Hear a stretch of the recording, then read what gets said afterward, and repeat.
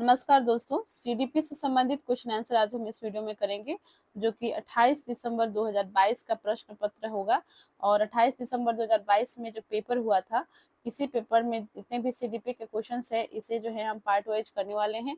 और सीडीपी और ईवीएस के जो है आपको लगभग 4 वीडियोस देखने को मिलेंगे। 4 वीडियो में जो है हम इसे कंप्लीट कर लेंगे, इस पेपर के सीडीपी का और ईवीएस के पोर्शन को। यदि आप भी तैयारी कर रहे हैं सीटेट जुलाई 2025 के लिए और क्रैक करना चाहते हैं सीटेट जुलाई 2025 को, तो आप जो है चैनल को सब्सक्राइब कर लें, वीडियो को लाइक कीजिए, शेयर कीजिए, कमेंट कीजिए।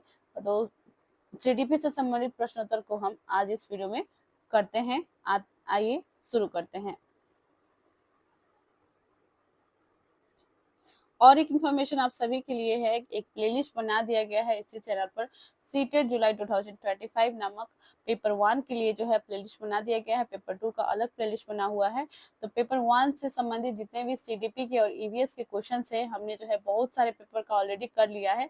जो भी ऑनलाइन ऑफलाइन एग्जाम्स हुए थे, उनसे संबंधित जितने भी जो है पेपर है, हमने कर लिया है उससे संबंधित सीडीपी और ईवीएस के क्वेश्चंस को। तो एक बार आप प्लेलिस्ट को जरूर विजिट कर लीजिएगा, सीटेट जुलाई 2025 और ब्रैकेट में पेपर 1 नामक जो है प्लेलिस्ट कर दिया गया है और आप सभी के लिए जो है अवेलेबल है। चैनल पर जाके आप एक बार प्लेलिस्ट में जरूर विजिट कर ले। तो आते हैं प्रश्न पर। प्रश्न है, बचपन से वयस्कता के परिवर्तन का काल का समय कौन सा है?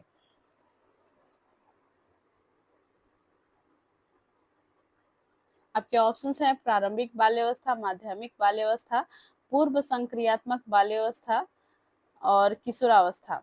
तो देखिए 4 प्रकार के बाल्यावस्था जो है देखने को मिलते हैं। सबसे होता है जो है बाल्यावस्था, जिसमें 2 से लेकर 12 वर्ष के बच्चे जो है इसके अंतर्गत आते हैं।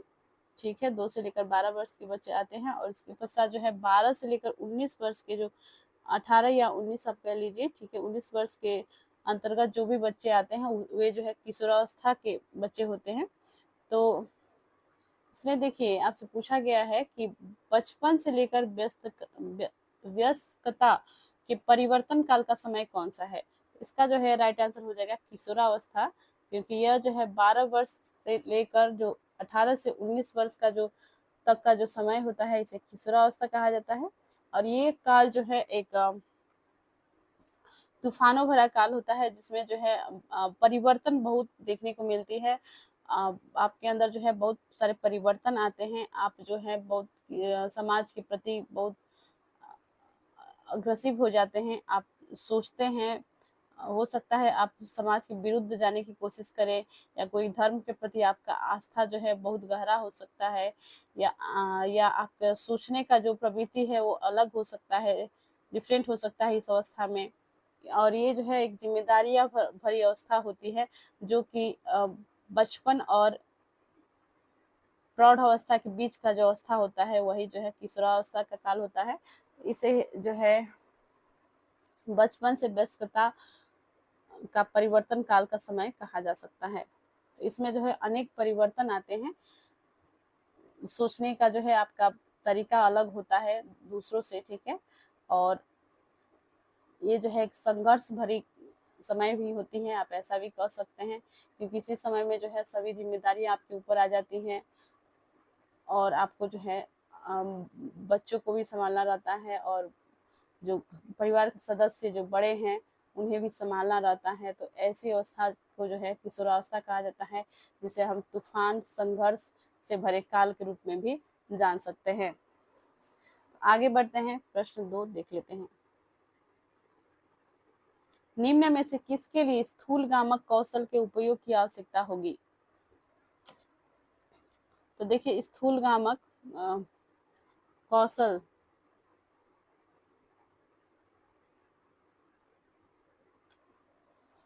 ऑप्शन है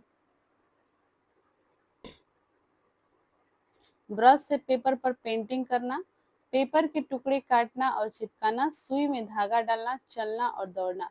तो देखिए 4 ऑप्शंस दिए गए हैं। कौन जो है ग्रॉस मोटर स्किल यानी कि स्थूलगामक कौशल के उपयोग के लिए जो है आवश्यकता होगी, ये पूछा गया है। तो देखिए चलना और दौड़ना जो है इसका करेक्ट आंसर हो जाएगा। इसमें जो है आप अपनी पैरों का इस्तेमाल करेंगे, ठीक है। चलने के लिए, दौड़ने के लिए जो है पैरों का अधिक इस्तेमाल करेंगे। और बाकी जो ऑप्शंस हैं, जैसे ब्रश से पेपर पर पेंटिंग करना, और पेपर के टुकड़े के काटना, चिपकाना, सुई में धागा डालना, ये तीनों काम के लिए जो है आप अपनी उंगलियों का प्रयोग करेंगे, ठीक है। जिसमें जो है स्थूलगामक कौशल जो है नहीं आएंगी, बल्कि फाइन मोटर स्किल जो है इसमें आ जाएंगी। और ये जो है ग्रॉस मोटर स्किल का जो है एग्जाम्पल होगा चलना और दौड़ना, ठीक है। तो करेक्ट आंसर इसमें हो जाएगा ऑप्शन 4। आगे बढ़ते हैं। क्वेश्चन 3 है, समाजीकरण की प्रथम संस्था है। तो देखिए, समाजीकरण से एक प्रश्न हमेशा रहती है, तो आप याद रख लेंगे। ऑप्शन है अच्छा, ऑप्शन है परिवार, स्कूल, दोस्त, मीडिया। इसका जो है राइट आंसर हो जाएगा प्रथम संस्था जो है समाजीकरण का परिवार होता है, जिसमें बच्चे जो है क्या सीख रहे हैं वो, और शुरू से ही जो है वो कहाँ पर सीखते हैं समाजीकरण, तो वही होता है परिवार। परिवार में ही जो है सबसे पहले बच्चों का जन्म होता है, और परिवार के सदस्यों से ही जो है बच्चे बहुत कुछ सीखते हैं। धीरे धीरे वो जो देखते हैं उसी को जो है कॉपी कर रहे होते हैं, उसी को जो है सुनकर सीखने का प्रयास करते हैं। तो प्रथम समाजीकरण का संस्था जो है वो है परिवार। और बाकी जो स्कूल है, दोस्त है, मीडिया है, ये सभी जो है द्वितीय समाजीकरण का संस्था है, याद रखेंगे। आगे बढ़ते हैं क्वेश्चन 4 पे। यह मान्यता कि भौतिक वस्तुएं जैसे गुड़िया कार में सजीव गुण होते हैं क्या कहलाती है। तो देखिए, बहुत सारे जो है बच्चों के मन में ऐसा होता है, बच्चे जो है यह सोचते हैं कुछ खिलौना है या गुड़िया है और कुछ टेडी बियर है, उनके पास जो भी खेलने का जो खिलौना रहते हैं, वो समझते हैं कि ये जो है जीवित है, इसमें जो है प्राण है, ये जो है सब कुछ कर सकता है जो मैं कर रही हूँ। जैसे वो खुद, जैसे एग्जाम्पल के रूप में आप देखते होंगे आपके घर में बच्चे जो हैं वो खुद खाना आप खाने के लिए अपने बच्चों को कहते हैं, तो वो जो बच्ची हैं वो जाके अपनी गुड़िया से जो है ऐसा व्यवहार कर रही होती है जैसे मम्मी जो है अपने उस बच्ची के साथ कर रही थी। उसी प्रकार से जो है वो बच्ची जो है अपने मम्मी से प्रयास माफ कीजिएगा, गुड़िया से जो है ऐसा बोलने का प्रयास करती है, कहती है खाना खाओ, खेलने जाओ, ऐसे नहाओ, और पढ़ने बैठो। इस प्रकार से जो है वो अनेक जो है बातें जो है कर रही होती है गुड़िया से, और उसे जो है लगता है कि इसमें भी जो है प्राण है, ये जो है भौतिक वस्तु नहीं है, बल्कि इसमें जो है यह सजीव है, इसमें सजीव गुण है, ठीक है। और बहुत सारे ऐसे खिलौना भी आते हैं जो जिसमें जो है गुड़िया बोलती भी है मम्मी पापा कह के, और गुड़िया जो है चल भी पाती है, तो इससे जो है और उन्हें लगता है, ठीक है। तो इस प्रकार की जो है सोच जो है किसमें होती है, तो ऑप्शन देख लेते हैं। जीववादी सोच है, पदानुक्रमित सोच है, केंद्रीकरण, वर्गीकरण। तो इसका जो है करेक्ट आंसर हो जाएगा जीववाद, एनिमिजन, ठीक है। करेक्ट आंसर इसका हो जाएगा जीववादी सोच। इसमें जो है बच्चे इस प्रकार से सोचते हैं कि भौतिक चीजों में भी जो है उनमें भी जो है प्राण है, वो सब कुछ कर सकते हैं जो मैं कर सकती हूँ। ओके, आगे बढ़ते हैं। क्वेश्चन 5 है, अभिकथन दिए गए हैं और कारण दिए गए हैं, और नीचे जो है कूट में आंसर आपको बतानी है इसका, तो देख लेते हैं क्या है। अभिकथन दिए गए हैं, 4 वर्षीय रिया लंबे और चौड़े 2 बर्तन में एक ही समय में समान मात्रा में पानी डालते समय बर्तनों की ऊंचाई और चौड़ाई को एक ही समय में ध्यान नहीं रख पाती है। तो कारण क्या है? जीन पियाजे के अनुसार रिया संगठनात्मक विकास के पूर्व संक्रियात्मक चरण में है, यानी कि प्री ऑपरेशनल स्टेज में है, जो कि 2 से 6 वर्ष की अवस्था होती है। प्री ऑपरेशनल स्टेज, पूर्व संक्रियात्मक चरण, ठीक है। तो जैसे कि ये 4 वर्षीय रिया है, ठीक है, तो ये पूर्व संक्रियात्मक चरण के अंतर्गत ही आएंगी, और इन्हें जो है उतना ये नहीं कर पाएंगी क्योंकि छोटी है, तो इसी कारण से जो है लंबे और चौड़े बर्तन को जो है ये एक ही समान मात्रा में पानी डालते समय बर्तनों की ऊंचाई और चौड़ाई को एक ही समय में ध्यान नहीं रख पाती है, तो ऐसा जो है उन्हें दिक्कतें आएंगी, ठीक है। तो ये राइट होगा। तो अभी कथन भी राइट दिए गए हैं, कथन और कारण दोनों सही है इसका, और कथन का जो है कारण व्याख्या कर रहा है, सही व्याख्या कर रहा है, तो इसका राइट आंसर जो होगा वो हो जाएगा ए आर, दोनों सही है। और आर ए का सही व्याख्या करता है। आगे बढ़ते हैं। क्वेश्चन 6 है, संकेतों व अन्य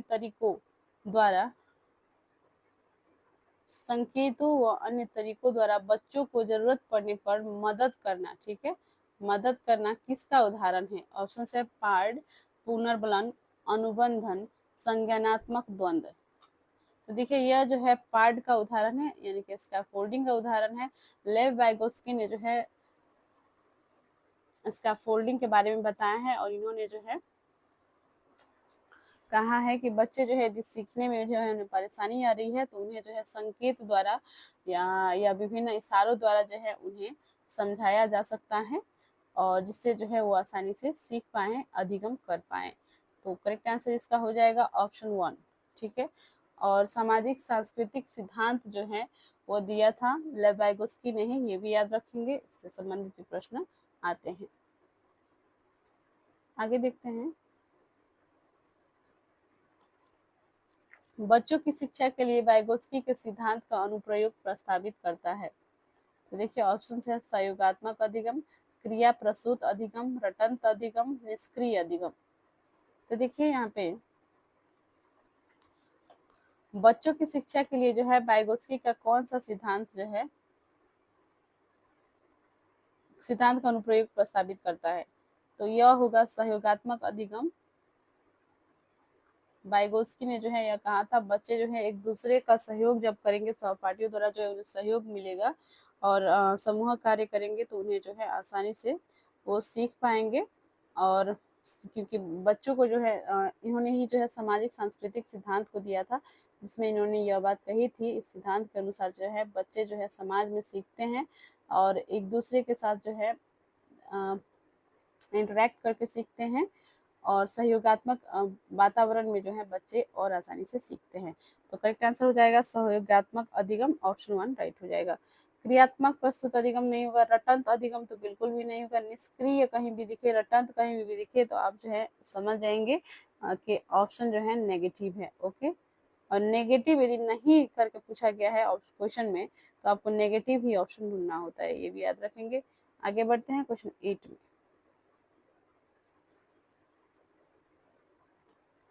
कोहलबर्ग के नैतिक विकास के किस चरण में व्यक्ति अपने व्यवहार के परिणाम के बजाय दूसरों की अपेक्षा अनुसार कार्य करता है? तो देखिए कोहलबर्ग ने जो है नैतिक विकास का सिद्धांत दिया है और इन्होंने जो है 3 स्तर दिए हैं जिसमें प्रत्येक में जो है 2-2 चरण है और इसमें आपसे पूछा गया है कि किस चरण में जो है व्यक्ति अपने व्यवहार के परिणाम के बजाय दूसरों की अपेक्षा अनुसार कार्य करता है, यानी वो जो सोच रहा है उसके अनुसार वो नहीं चल रहा है बल्कि दूसरे जो है क्या कहते हैं इसके प्रति वो उसको लिए जो है ज्यादा मायने रख रहा है, ठीक है। तो किस चरण में ऐसा होता है कि बच्चे जो है इस प्रकार से करते हैं कि उन्हें जो है दूसरों को जो है अच्छा लगे, वो लोग जो है तारीफ करें, दूसरों हम जो भी कर रहे हैं उसका जो है लोग जो है उसके लिए मेरा तारीफ करें, उनकी इच्छा के अनुसार जो है आप कार्य कर रहे होते हैं, बच्चे जो है कार्य कर रहे होते हैं। तो ऑप्शन है पूर्व संक्रियात्मक चरण, पूर्व परंपरागत चरण, परंपरागत चरण, पश्चिम परंपरागत चरण। तो देखिए किस चरण में जो है ऐसा होता है तो इसका जो है राइट आंसर हो जाएगा परंपरागत चरण यानी कन्वेंशनल स्टेज, ठीक है। तो परंपरागत चरण में जो है 2 इसके चरण आते हैं जिसमें जो है अच्छा लड़का और अच्छी लड़की उन्मुखता जो होती है इसी को दर्शाती है, इसी को यह विशेषता है कि बच्चे जो है अच्छा लड़का और अच्छा लड़की के रूप में जो है बनने का जो है इसमें प्रयास करते हैं, अच्छा लड़का और अच्छी लड़की जो है बनने का प्रयास करते हैं परंपरागत चरण में, ठीक है। तो इसका जो है राइट आंसर हो जाएगा ऑप्शन 3। इसी कारण से जो है अच्छे लड़का अच्छी लड़कियां बनने के लिए जो है वो दूसरों की अपेक्षा अनुसार कार्य करते हैं, ठीक है। राइट आंसर हो जाएगा ऑप्शन 3। नेक्स्ट है क्वेश्चन 9। एक प्रगतिशील कक्षा परीक्षा केंद्रित होती है, पाठ्य पुस्तक केंद्रित होती है, शिक्षक केंद्रित होती है, विद्यार्थी केंद्रित होती है, ठीक है। तो प्रगतिशील कक्षा जो है किस प्रकार की कक्षा को कहा जाता है? जिसमें जो है बच्चे जो है जिसमें लचीलापन देखने को मिलती है। अनुशासन के लिए जो है कोई कड़ा नियम जहाँ पे नहीं बनाया गया रहता है। बच्चे जो है एक दूसरे से इंटरेक्ट करके सीख रहे होते हैं। सभी वर्गों के जो स्टूडेंट्स हैं उन्हें जो है एक साथ शामिल करके पढ़ाया जाता है, एक कक्षा में रख कर पढ़ाया जाता है और आपस में जो है बातचीत करने के लिए जो है खुला छूट दिया जाता है। ऐसा नहीं कि आप जो है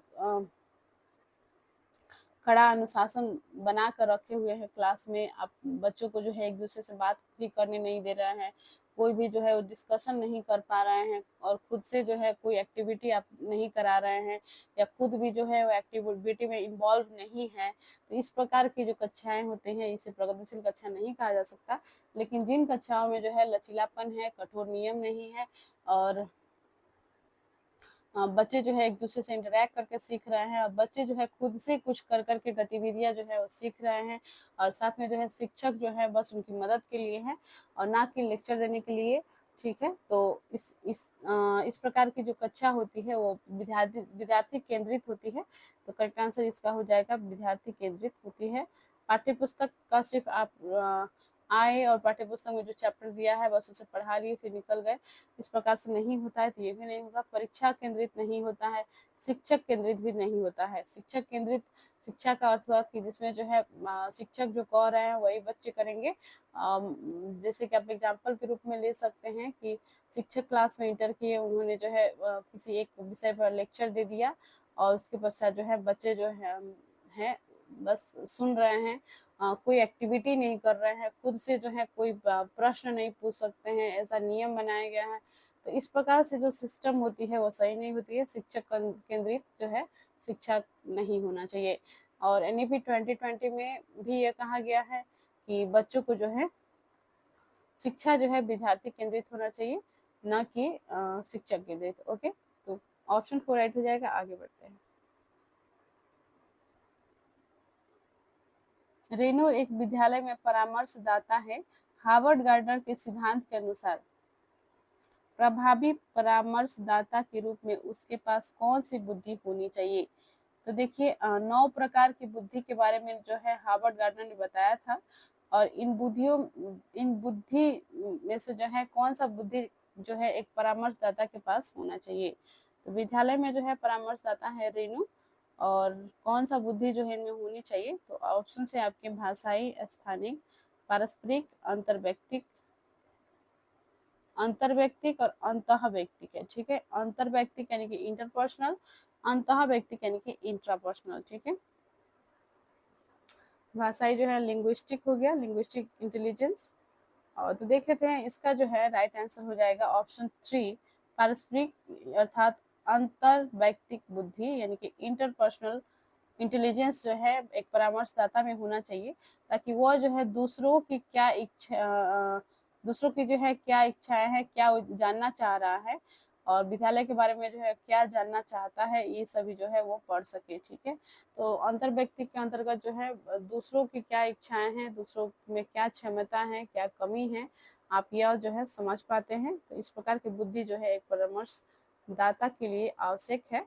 तो करेक्ट आंसर इसका हो जाएगा ऑप्शन 3।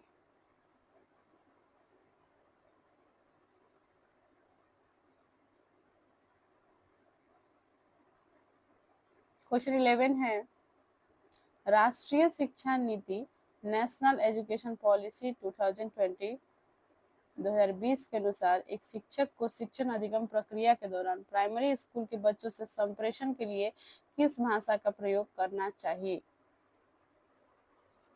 देखिए यह साफ कहा गया है कि बच्चों से जो है ऑफिशियल लैंग्वेज में बात नहीं करनी है, बल्कि उनकी मदर टंग में ही बात करना है, यानी कि मातृभाषा में जो है उनसे बात करना है। तो आपके ऑप्शन हैं केवल क्षेत्रीय भाषा का, केवल हिंदी भाषा का, केवल अंग्रेजी भाषा का, बच्चों की मातृभाषा का। एनईपी 1986 में भी जो है यह बात कही गई थी। 1986 की जो एनईपी थी इसमें भी जो है राष्ट्रीय शिक्षा नीति 1986 में भी यह बात कही गई थी कि शिक्षा जो है मातृभाषा का प्रयोग करके जो है दिया जाना चाहिए। बच्चों का जो भी मातृभाषा है उसी को जो है प्रयोग में लाकर जो है बच्चों को शिक्षा दिया जाना चाहिए। इससे जो है बच्चे आसानी से समझ पाएंगे। यदि आप ऑफिशियल लैंग्वेज का यूज कर रहे हैं या आप सिर्फ आप नियम बना दिए हैं स्कूल में जो है सिर्फ हिंदी लैंग्वेज ही चलेगा, इंग्लिश लैंग्वेज ही चलेगा, तो बच्चे जो है शुरू से ही जो उनमें दूसरे भाषा जो है हो सकता है उन्हें नहीं समझ आता हो, तो ऐसे में जो है यदि उनकी जो मातृभाषा तो सबको समझ होती है, तो मातृभाषा का समझ होने के कारण जो है यदि आप मातृभाषा में बच्चों को शिक्षा देती है या देते हैं, तो ये जो है सबसे बेस्ट होगा, ऐसा कहा गया है NEP 2020 में। ठीक है, तो करेक्ट आंसर इसका हो जाएगा बच्चों की मातृभाषा का प्रयोग जो है बच्चों से कम्युनिकेशन के लिए करना चाहिए और पढ़ाने के लिए भी करना चाहिए, संप्रेषण के लिए भी और पढ़ाने के लिए। नेक्स्ट है क्वेश्चन 12 है, 5 साल की वैशाली ने अपनी माँ से कहा, माँ मुझे अमित की तरह फुटबॉल चाहिए। वैशाली को जवाब देते हुए उसकी माँ ने कहा, फुटबॉल से तो केवल लड़के खेलते हैं, मैं तुम्हारे लिए एक छोटी सी प्यारी गुड़िया लाऊंगी। माँ का जवाब क्या दिखाता है? तो देखिए इसमें जो है एक वैशाली नाम की बच्ची है, वो अपनी माँ से कह रही है कि मुझे भी जो है फुटबॉल चाहिए। जो उसने जो है किसी बच्चे को देखा, अमित को देखा फुटबॉल खेलते हुए, तो फुटबॉल मांग रही है अपनी माँ से। तो उनकी माँ कहती है कि फुटबॉल से तो है कौन खेलते हैं, लड़के खेलते हैं, केवल लड़के खेलते हैं, और तुम्हारे लिए जो है मैं गुड़िया लाऊंगी। तो ये क्या दर्शाता है? ऑप्शन है जेंडर भूमिका में लचीलापन, लिंग समता, लिंग रूढ़िवादिता, लिंग प्रासंगिकता। तो देखिए साफ है कि ये जो है लिंग रूढ़िबद्धता अर्थात लैंगिक रूढ़िबद्धता को दर्शा रहा है, जिसमें जो है लड़के को जो है अलग और लड़कियां को जो है अलग करने की इसमें बात है कि लड़कियां जो है ये कमजोर होती है, इस प्रकार से जो है इसमें दर्शाया जा रहा है। और लड़के जो है फुटबॉल खेल सकते हैं लेकिन लड़कियां नहीं खेल सकती हैं, लड़के कार चला सकते हैं लेकिन लड़कियां जो है सिर्फ गुड़िया से ही खेलेंगी, लड़कियां ये सब कार्य नहीं कर सकती है। इस प्रकार से जो भेदभाव होती हैं लड़कों और लड़कियों में, जिसे जो है लैंगिक रूढ़िबद्धता का संज्ञा दी गई है। तो इसका जो है राइट आंसर हो जाएगा लिंग रूढ़िबद्धता, ऑप्शन 3 राइट हो जाएगा। आगे बढ़ते हैं क्वेश्चन 13 में।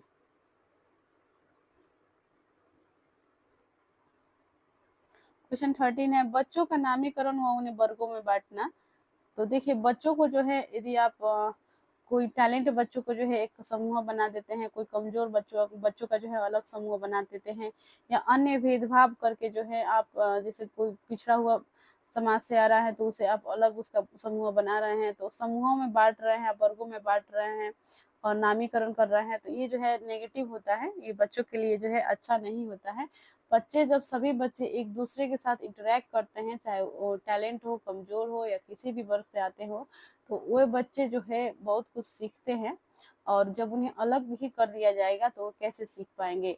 तो ऐसे में जो है ये गलत होता है, नेगेटिव होता है। तो इसका आंसर नेगेटिव ही होगा। देख लेते हैं आंसर क्या होगा। अर्थपूर्ण सीखने को बढ़ावा देगा और सुशासित करेगा? नहीं, ये जो है अर्थपूर्ण और सीखने को बढ़ावा नहीं दे सकता है, बल्कि उन्हें अलग किया गया है। तो इससे जो है उनके अंदर जो है और उनका वो जो है डिमोटिवेट होंगे। ठीक है, वो जो है और आगे बढ़ने से जो है वो रुक जाएंगे, वो कुछ भी जो है कर नहीं पाएंगे क्योंकि उनके साथ जो है भेदभाव किया जा रहा है। बच्चों के समूह में हीनता और सीखने का लाचारी को जन्म देता है? बिल्कुल सही, ऑप्शन सेकेंड सही होगा। इस ऐसे जो बच्चों को जो नामित किया जाएगा, उन्हें वर्गों में बांटा जाएगा, तो बच्चों को जो है समूह में हीनता आएगी, एक दूसरे से जो है वो दोस्त के रूप में वो नहीं रह पाएंगे। ठीक है, कॉम्पिटिटर एक दूसरे को समझेंगे और भेदभाव जो है और भेदभाव को जो है बढ़ावा मिलेगी, समानता को जो है बढ़ावा नहीं मिलेगी। तो करेक्ट आंसर इसका हो जाएगा ऑप्शन सेकेंड, बच्चों के समूह में हीनता और सीखने की लाचारी को जो है ये जन्म देता है। आगे देखते हैं क्वेश्चन 14। क्वेश्चन 14 है, सतत व समग्र मूल्यांकन के मायने क्या है? तो देखिए क्वेश्चन 14 में दिया गया है, सतत व समग्र मूल्यांकन क्या क्या मायने हैं। तो इसमें जो है ऑप्शंस हैं, विद्यार्थियों की एक दूसरे से तुलना करना। तो देखिए बच्चों का जो है सर्वांगीण विकास पर जो है ध्यान देना चाहिए। ठीक है, तो बच्चों का जो है ओवरऑल डेवलपमेंट जो है बहुत आवश्यक होती है। तो इसी को जो है समग्र विकास कहा जाता है। तो इसका जो है मूल्यांकन के क्या मायने होते हैं?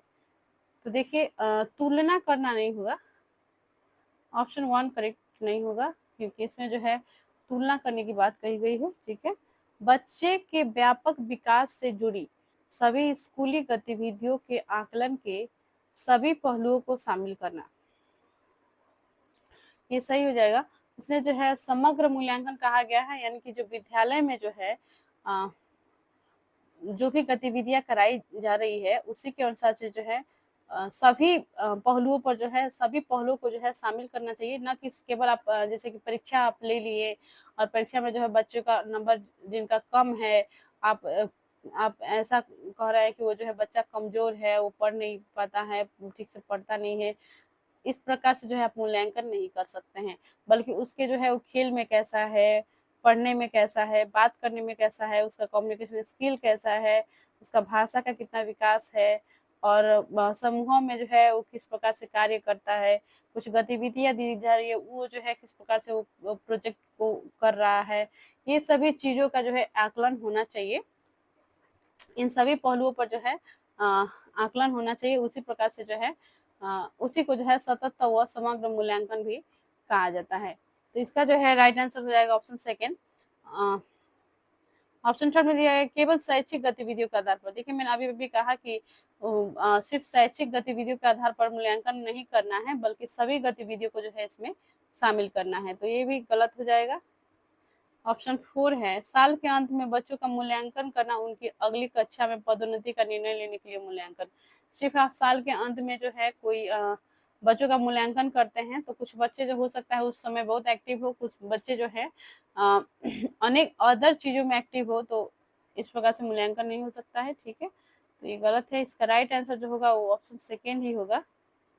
बच्चों के व्यापक विकास से जुड़ी सभी स्कूली गतिविधियों के आकलन के सभी पहलुओं को शामिल करना।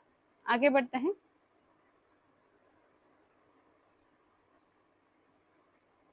क्वेश्चन 15 है प्रभावी शिक्षक कक्षा में शिक्षण अधिगम की प्रक्रिया में अक्सर जांच करने वाले प्रश्नों का प्रयोग करते हैं, इससे शिक्षक को किस प्रकार के मूल्यांकन करने में मदद मिलेगी? तो देखिए ऑप्शन है योगात्मक मूल्यांकन, रचनात्मक मूल्यांकन, मानकीकृत मूल्यांकन, मानक संदर्भित मूल्यांकन।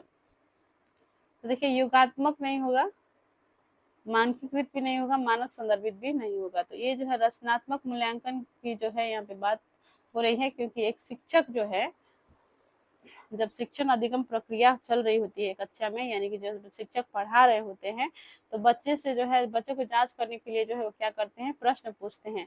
इससे जो है यह पता चलता है कि बच्चों के अंदर जो है क्या जिज्ञासा है, जो भी मैंने पढ़ाया है उसे बच्चे समझ पाए हैं या नहीं पाए हैं। उन्होंने जो है खुद का भी इसका आकलन कर सकते हैं, जो मैंने जो है पढ़ाया है इस पर बच्चे ध्यान केंद्रित कर रहे थे या नहीं कर रहे थे, उनका कंसंट्रेशन इस पर बना हुआ था या नहीं बना हुआ था, उनके अंदर क्या जिज्ञासाएं हैं, वो जो है प्रश्नों के माध्यम से जो है इसका पूर्ति हो सकता है। और प्रश्न जब पूछा जाएगा तो बच्चे जो है जांच करने वाले प्रश्न जो पूछा जाएगा, इससे जो है बच्चे क्या होंगे कि चिंतन करेंगे और सृजनात्मकता को बढ़ावा मिलेगी, रचनात्मकता को बढ़ावा मिलेगी। और जब प्रश्न का जो है उत्तर ढूंढने का प्रयास करेंगे, तो वे जो है चिंतन के माध्यम से करेंगे और खोज करेंगे, अन्वेषण करेंगे। तो ये सभी जो है बहुत ही आवश्यक तत्व है एक विद्यार्थी के लिए, कि वे जो है खोज कर रहा है, अन्वेषण कर रहा है और चिंतन कर रहा है और किसी एक निष्कर्ष पर निकल रहा है और निष्कर्ष को जो है दे रहा है और उसका उत्तर जो है बताने में सक्षम है। ये सभी जो है एक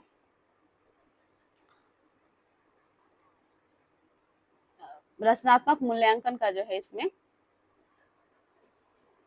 ये रचनात्मक मूल्यांकन का जो एक सही तरीका होगा, बच्चों में जो है क्या रचनात्मकता है इससे दिखाई पड़ेगी। ठीक है, तो एक प्लेलिस्ट है सीटेट जुलाई 2025 पेपर 1 नामक प्लेलिस्ट है। उसी प्लेलिस्ट में जो है बहुत से वीडियोज का जो है अपलोड हमने कर दिया है, जो कि सीटेट से संबंधित है। और सीटेट जुलाई पेपर 1 का जो है आप यदि तैयारी कर रहे हैं सीटेट जुलाई 2025 के लिए, तो सभी वीडियोज को देख लेना बहुत इंपॉर्टेंट है। तो प्लेलिस्ट को जरूर विजिट कर लीजिएगा। प्लेलिस्ट में जाके जितने भी पेपर को हमने सॉल्व किया है वो सभी जरूर देख लें। चैनल को सब्सक्राइब कर लीजिए, वीडियो को लाइक एंड शेयर कीजिए और कमेंट करिए। बहुत बहुत धन्यवाद, मिलते हैं नेक्स्ट वीडियो में।